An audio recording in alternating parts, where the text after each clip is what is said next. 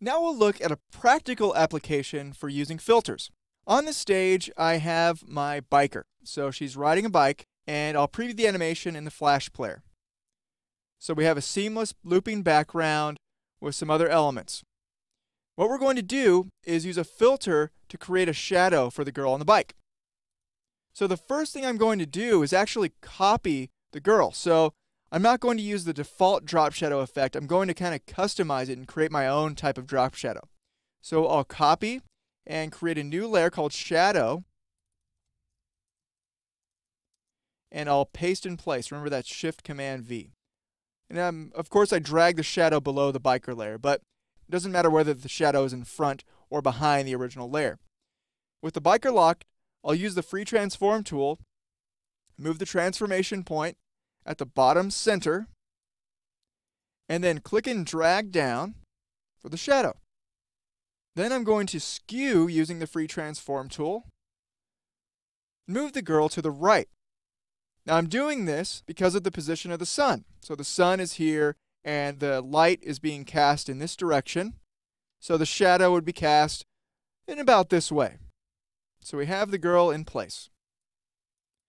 Now I'm going to take this instance of the girl and swap it out with a shadow.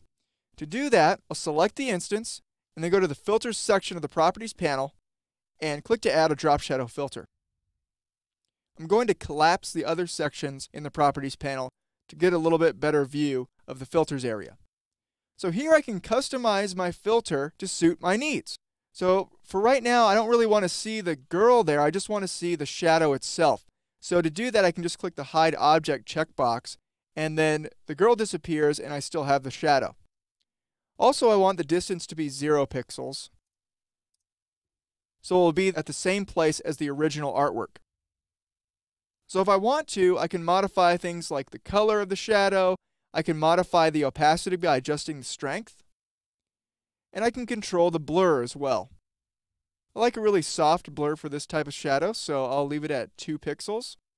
And feel free to make any other changes that you'd like. But the great thing about using an animated movie clip as a shadow is the fact that the animation is reflected in the shadow.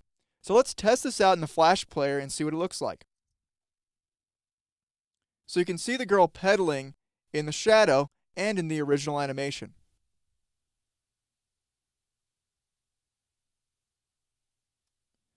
So by applying filters to your applications, you can create realistic effects like the shadow we created here.